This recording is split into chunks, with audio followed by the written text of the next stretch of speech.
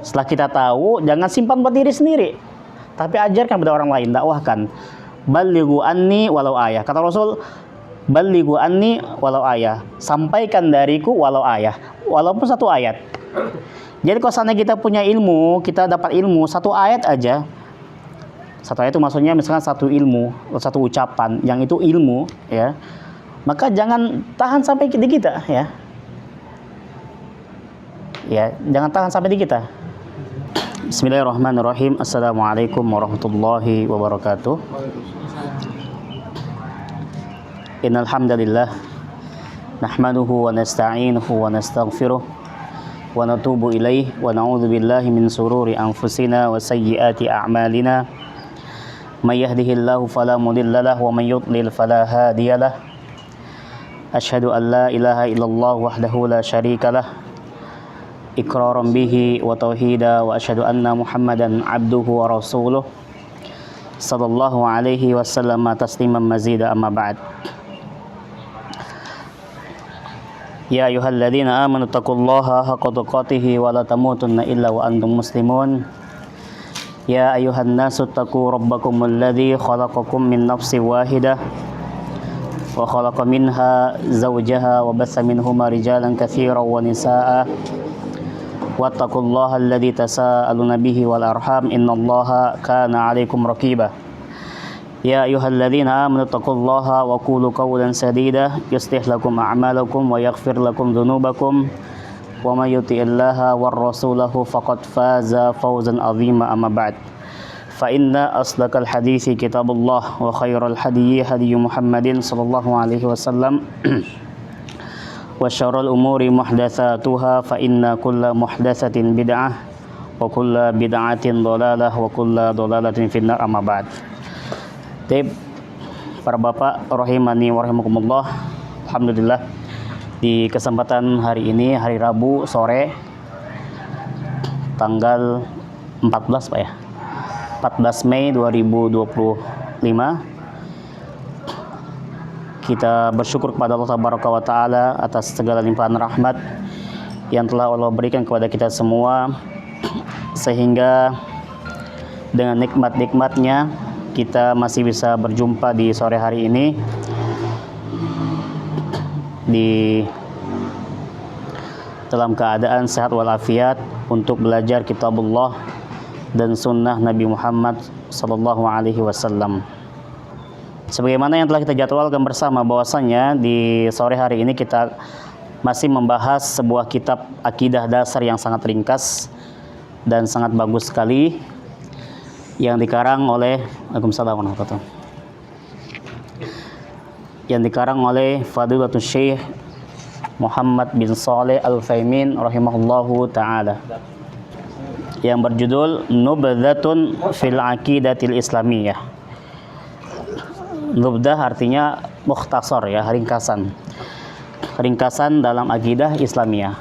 Jadi sesuai dengan namanya ringkasan, maka bentuknya tipis, ya, seperti itu. Tip para bapak, teman-teman sekalian rahimani wa rahimakumullah, di pertemuan yang kemarin kita sudah membahas sedikit dari biografi al-muallif, penulis kitab ini, secara ringkas. Kemudian kita juga sudah membahas dan membaca sedikit dari muqaddimah kitab ini, akan tetapi belum selesai. Maka insya Allah kita akan selesaikan di sore hari ini berkenaan dengan muqaddimah atau pendahuluan yang disampaikan oleh al-muallif, yaitu Syekh Muhammad bin Shalih Al-Utsaimin rahimahullahu ta'ala.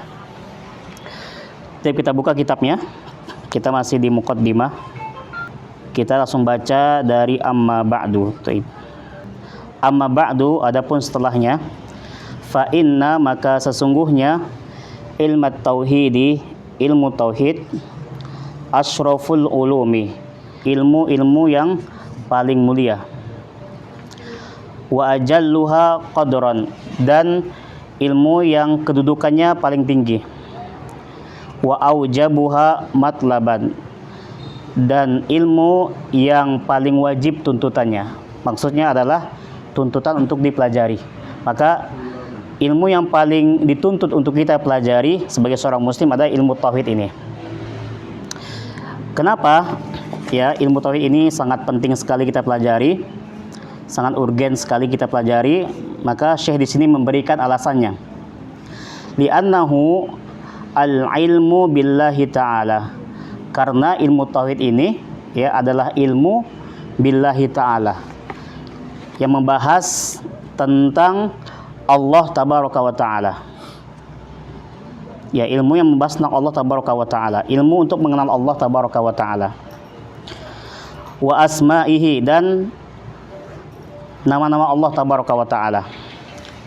Jadi ilmu tauhid juga kita akan membahas tentang nama-nama Allah tabaraka wa ta'ala, wa sifatihi, dan sifat-sifat Allah tabaraka wa ta'ala, wa hukukihi ala ibadihi, wa hukukihi, dan hak-hak Allah ala ibadihi, atas hambanya, atas hamba-hambanya. Ya, kita harus pahami bahwasanya kita ini seorang hamba dan kita memiliki kewajiban yang harus kita tunaikan, yang itu menjadi hak Allah tabaraka wa ta'ala. Wali'annahu, dan oleh karenanya ya, ilmu tauhid ini miftahu, adalah kunci at-tariqi, jalan ilallahi ta'ala, menuju Allah tabaraka wa ta'ala, wa asasu syara'ihi, dan asas pondasi dari syariat Allah. Jadi syariat Allah, syariat itu ajaran. Nah, syariat Allah itu dibangun di atas pondasi tauhid. Jadi kalau seandainya kita susun sebuah bangunan ya, maka pondasi sebuah bangunan itu adalah tauhid. Gimana kalau kita gambarkan seandainya bangunan Islam ya tidak dibangun di atas tauhid, tidak berpondasi, maka goyang bangunannya. Bangunannya goyang. Nah, bahkan hancur, runtuh ya. Seperti itu. Baik. Kemarin sampai situ ya bacanya? Iya. Oke, kita lanjutkan. Walida, oleh karena itu, ajma'atir rusulu, para rasul sepakat, ajma itu sepakat, ijma ya. Ajma'atir rusulu, para rasul sepakat ala, atas ad-da'wati, berdakwah, ilaihi, kepada tauhid. Qala Allah Ta'ala, Allah tabaraka ta'ala berfirman, wa ma arsalna min qablika mir rasulin illa nuhi ilaihi annahu la ilaha illa ana fa'buduh. Dan tidaklah kami mengutus rasul, wa ma arsalna, dan tidaklah kami mengutus rasul, min qablika, sebelum engkau Muhammad, mir rasulin, dari rasul-rasul, illa, kecuali, nuhi, kami wahyukan, ilaihi, kepadanya, annahu la ilaha illa, bahwasanya la ilaha, tidak ada ilah. Ilah itu yang berhak diibadahi, ma'budun bihaqqin. Jadi yang dimaksud dengan ilah, atau kita artikan dengan Tuhan, itu maksudnya adalah apa? Yang berhak diibadahi dengan benar, ma'budun bihaqqin. Illa, kecuali, ana, aku, kata Allah, kecuali aku. Fa'budun, maka sembahlah aku, maka beribadahlah kepadaku. Al-Anbiya ayat 25. Jadi teman-teman sekalian rahimani wa rahimakumullah, setelah kita mengetahui bahwasanya tauhid ini merupakan ilmu yang sangat penting, ilmu yang sangat tinggi kedudukannya, ilmu yang sangat mulia, yang mana ilmu ini membahas tentang Allah tabaraka wa ta'ala, maka dengan sebab itulah ya para rasul diutus oleh Allah tabaraka wa ta'ala. Nah, jadi di antara keutamaan tauhid, urgensi kita belajar tauhid. Kenapa? Karena dengan sebab ilmu inilah Allah utus rasul untuk menegakkan tauhid. Kemudian nanti ya, dengan sebab ini juga Allah mengutus atau Allah menurunkan kitab-kitab karena tauhid ini. Ya. Kata Allah, walaqad ba'atsna fi kulli ummatin rasulan an ibudullaha wajtanibut taghut. Ya. Walaqad ba'atsna, dan sungguh ba'atsna, ya, kami mengutus rasulan, seorang rasul, fi kulli ummatin, pada setiap umat rasulan, ya. Walaqad ba'atsna fi kulli ummatin rasulan, untuk apa? Anibudullaha wajtanibut tagut, agar mereka menyuruh kepada Allah dan menjauhkan manusia dari tagut. Tagut itu, ya, orang yang dia itu ridho, ya, disembah selain Allah tabaraka wa taala. Nah, itu tagut. Dia tugas rasul itu apa? Mendakwakan tauhid, ya, untuk mengajak manusia kembali beribadah kepada Allah tabaraka wa taala dan menjauhkan manusia dari menyembah tagut. Nah, makanya kalau rasul itu, ya, bedanya dengan nabi. Kalau rasul dia membawa syariat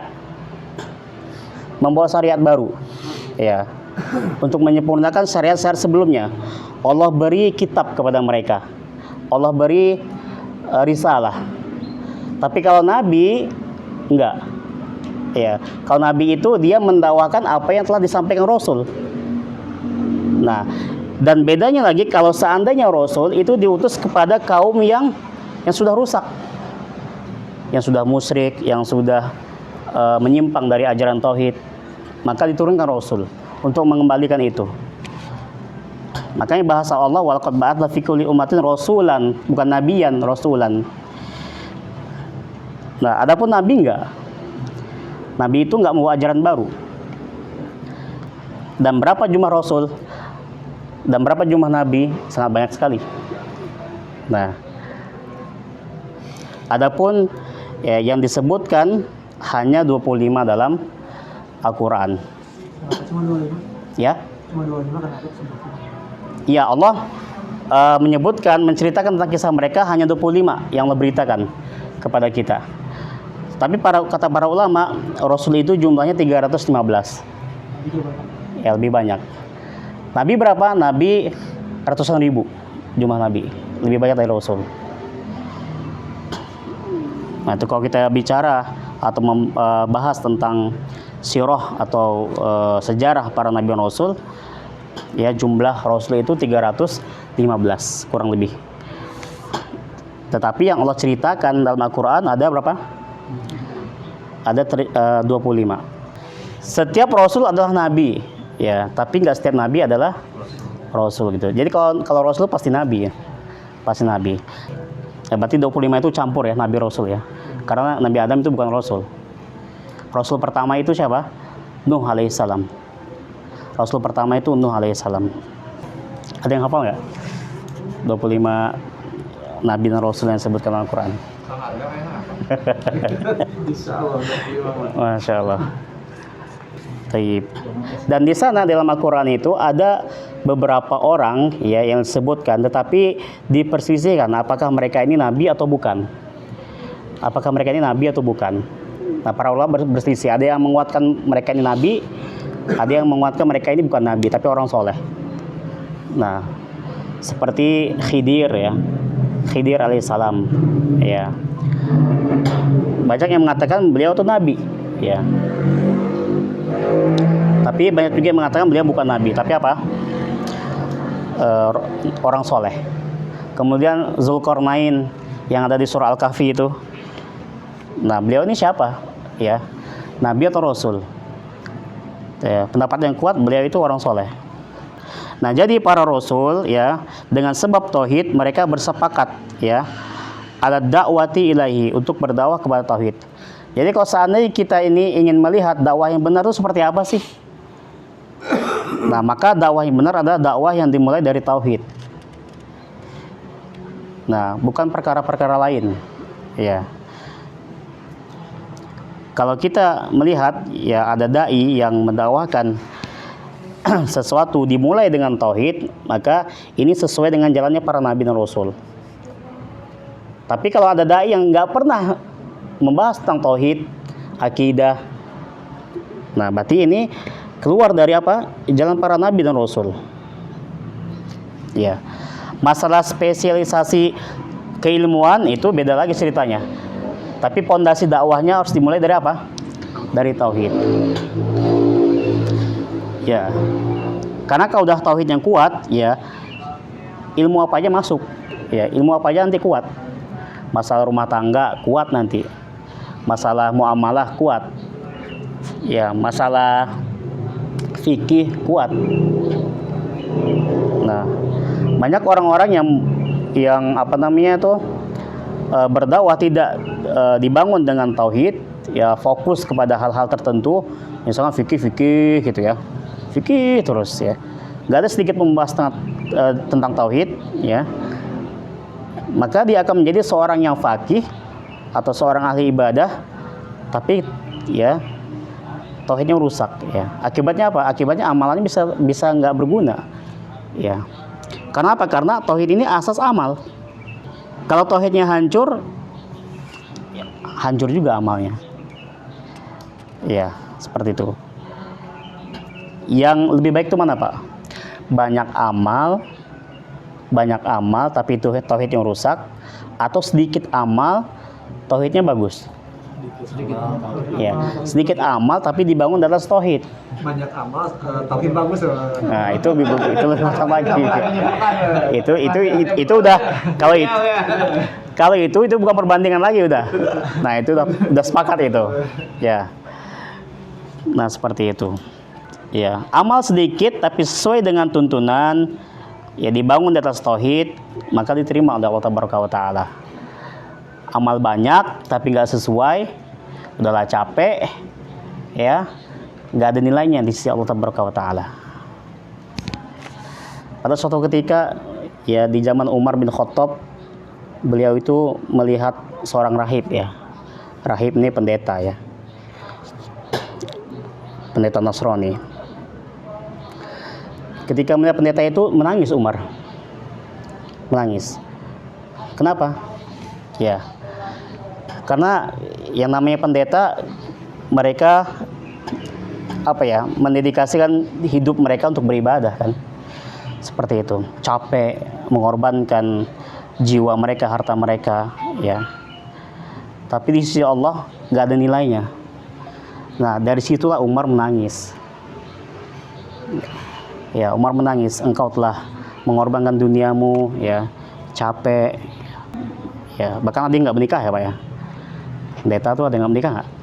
Ada yang Katolik nggak menikah, kan? Nah, artinya mengorbankan dunianya.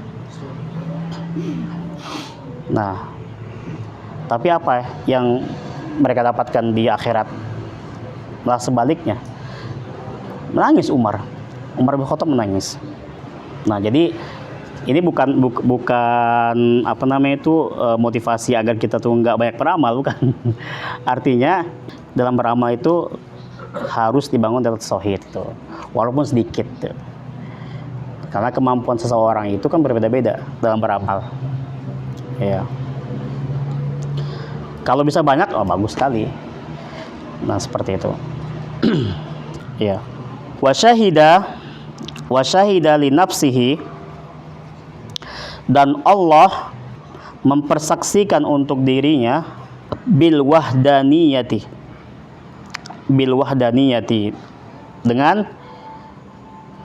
keesaan, ya. Jadi masalah Allah itu esa, ya, tunggal, wahdaniyah, itu Allah sendiri mempersaksikan dirinya. Allah yang mengumumkan kepada kita bahwa Allah itu esa dengan tauhid ini. Ya. Wa syahida, dan mempersaksikan keesaan Allah juga, ya. Wa syahida biha, dan mempersaksikan dengan kewahdaniyaan Allah, ya. Lahu, bagi Allah, malaikatuhu, malaikat-malaikatnya.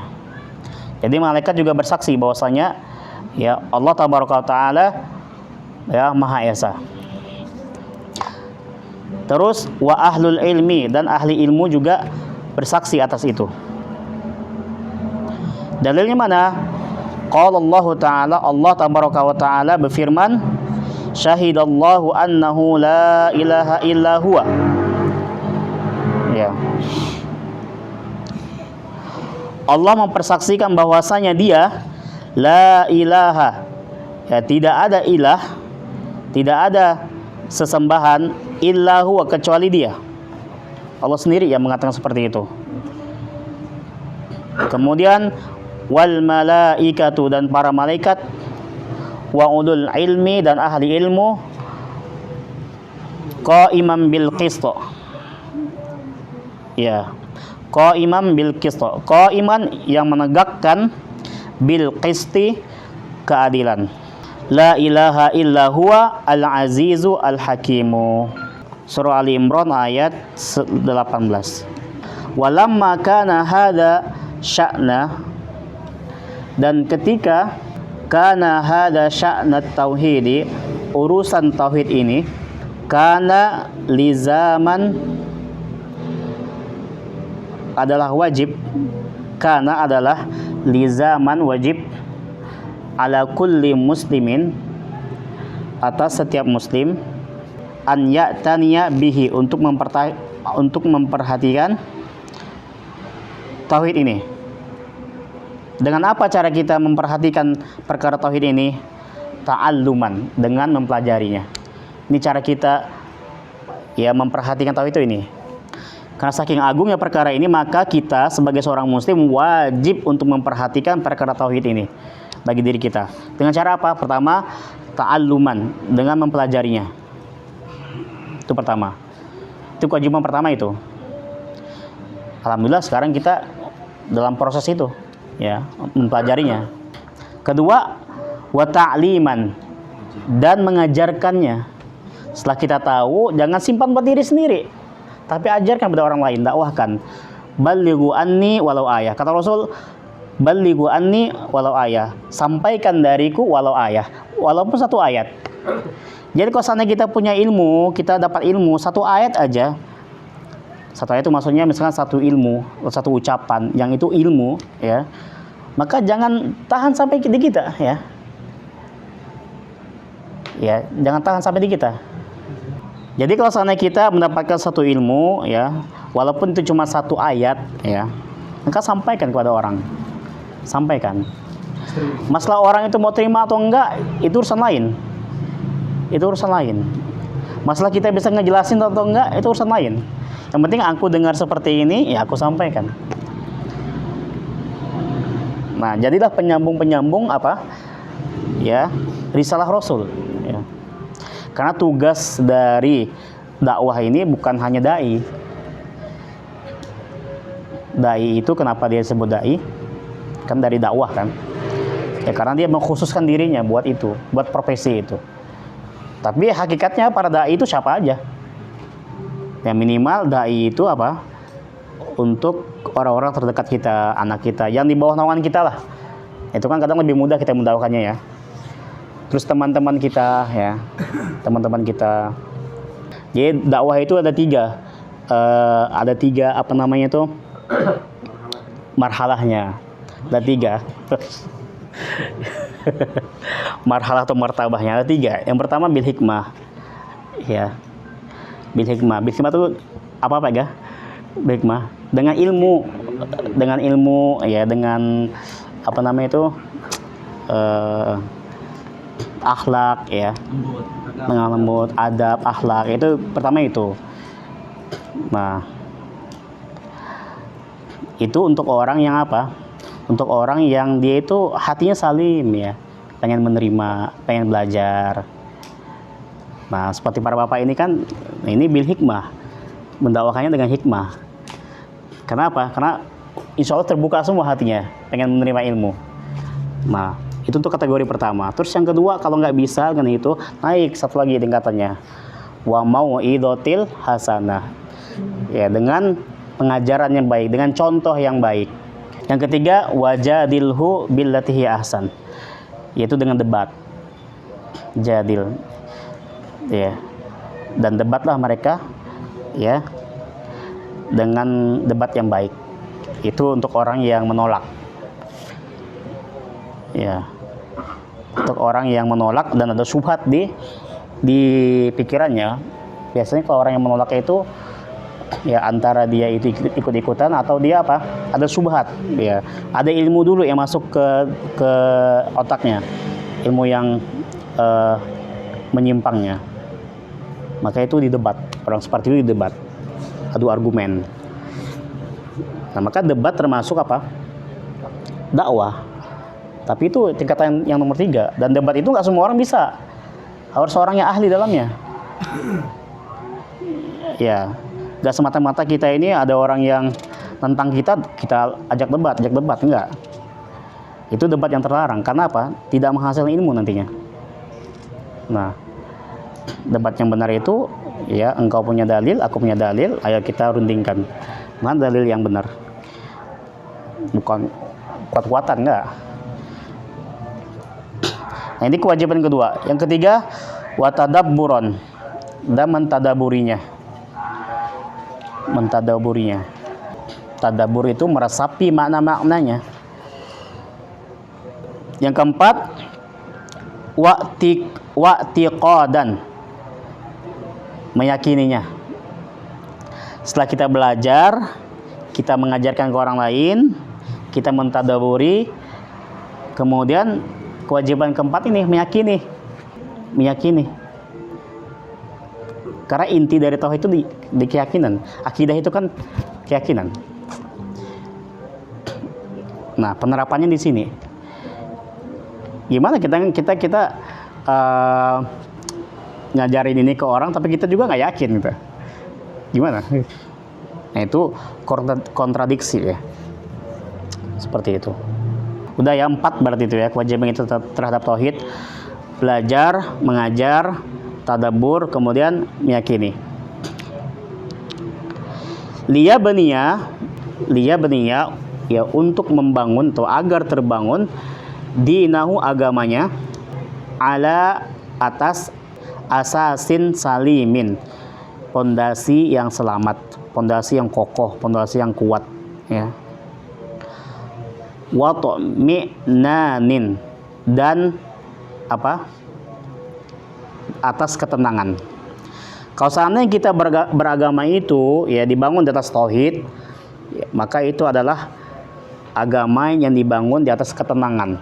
Tenang kita, Pak. Tenang. Nggak ragu. Kalau orang yang masih ragu-ragu ya, berarti dia belum kuat tauhidnya. Masih ragu, sering mengeluh, berprasangka buruk terhadap Allah. Nah, itu orang-orang yang nggak kuat tauhidnya. Iya. Nanti kita akan menyelami ya, akan merasakan sendiri. Kekuatan tauhid itu luar biasa, Pak. Luar biasa kekuatan tauhid. Kita kadang bertanya ya, kenapa aku ini seperti ini gitu ya. Berdoa nggak pernah terkabul ya. Urusan-urusan selalu berantakan ya. Belajar nggak pernah paham. Ya. Selalu ada masalah aja gitu. Nah, bisa jadi itu ada masalah di tauhid kita. Ilmu tauhid ini sepertinya ilmu yang apa ya? Ilmu yang ringan ya, ilmu yang cuma itu aja gitu ya. Enggak. Ilmu tauhid ini ilmu yang sangat luas sekali. Luas Pak ilmu tauhid ini. Semakin kita belajar, semakin kita itu merasa nggak tahu ya. Oh, ternyata ini, ternyata itu gitu. Seperti itu.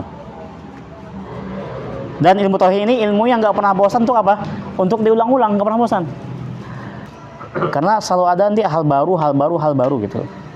Wa tasliman hatta yas'ada,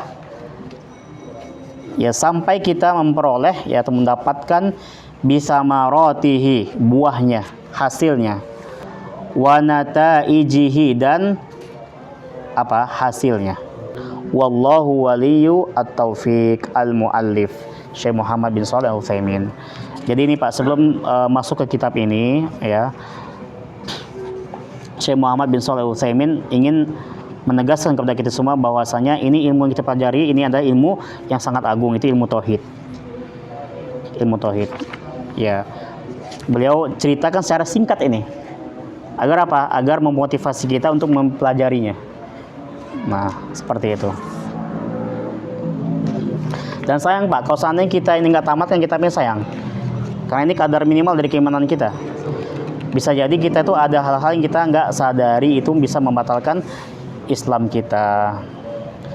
Jadi yang harus kita ingat itu batalnya Islam itu ada yang kita sadari, ada yang kita nggak kita sadari. Yang itu yang kita takuti itu apa? Yang nggak disadari. Ya, nggak kita sadari. Kita anggap mungkin itu biasa-biasa aja, sepele, tapi ternyata itu bahaya dalam agama kita. Jadi dalam belajar ini ada tiga tingkatan ya Pak ya. Dalam belajar ini juga ada 3 tingkatan. Tadi berdakwah ada 3 tingkatan, belajar juga ada 3 tingkatan. Jadi seseorang itu ketika dia belajar, dia akan memasuki fase 1, 2, dan 3. Nah kita ukur nih diri kita nih sekarang nih berada di fase mana. Dan ini pasti mengalaminya. Pasti mengalami ya. Bagi orang-orang yang belajar itu dia akan memasuki 3 fase ini. Yang pertama, fase yang paling bawah, ketika orang baru belajar, maka dia akan menjadi orang yang sombong. Pasti itu. Nah, karena sebelumnya kan dia kan nggak tahu apa-apa nih. Ketika belajar kan, oh tuh baru nih kan, oh salah berarti nih, oh itu sesat nih, ini bid'ah nih, ini syirik nih, semangat ya. Seolah-olah itu dia lebih paham gitu dibandingkan misalnya bapaknya atau siapanya ya. Ternyata banyak orang yang mungkar nih di depan anak nih, di sekeliling anak nih ternyata banyak orang yang maksiat ini. Nah itu, maka dia akan menjadi orang yang sombong. Sombong itu pertama apa? Ya dia akan membuat orang lain itu rendah. Dia tahu, orang nggak tahu. Ya, kategori sombong itu kan 2 kan. Batarul haqqi wa ghamtun nas. Al-kibru batarul haqqi wa ghamtun nas. Pertama, batarul haqqi, menolak kebenaran. Nah, nanti dia dinasihati misalnya sama orang tuanya kan. Jangan gitu gini. Nah, karena dia merasa dia ngaji, orang tua yang nggak ngaji, ya, dia menolak nasihat orang tuanya. Nah, berarti kan walaupun sebenarnya kebenaran masuk ke situ batarul haqqi. Atau yang kedua, wa ghamtun nas, dia merendahkan orang lain. Merendahkan itu definisinya besar sekali. Bukan hanya sekedar mencela, enggak. Termasuk ya, ada perasaan kita lebih mulia dibandingkan orang lain, itu juga merendahkan orang lain. Nah, itu selaras dengan definisi tawadu. Tawadu itu apa? Kata Imam An-Nawawi, tawadu itu adalah engkau keluar dari rumah dan engkau merasa ya engkau itu tidak lebih mulia dibandingkan orang lain. Jadi kita merasa kita ini tidak lebih mulia dibandingkan orang lain. Nah, itu tawadu. Walaupun mungkin orang menganggap kita lebih mulia dari dia gitu. Nah, itu tawadu. Kalau seandainya kita ada anggapan bahwasanya kita ini lebih mulia dibandingkan orang lain, ya, nah, berarti kita udah nggak tawadu di situ. Makanya para ulama itu, ya, sampai hal pujian aja, ya, hal panggilan aja mereka hati-hati ya.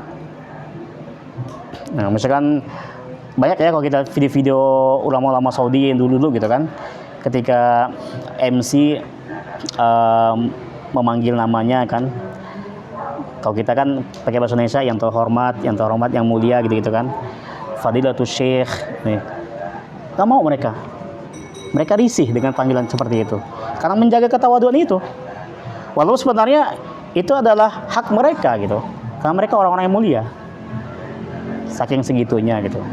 Nah, maka orang yang belajar ilmu itu dia akan masuk ke fase pertama, sombong. Pasti itu Pak. Kalau bapak-bapak udah nggak sombong lagi, berarti udah naik level nih. Nah, itu biasanya yang baru belajar seperti itu.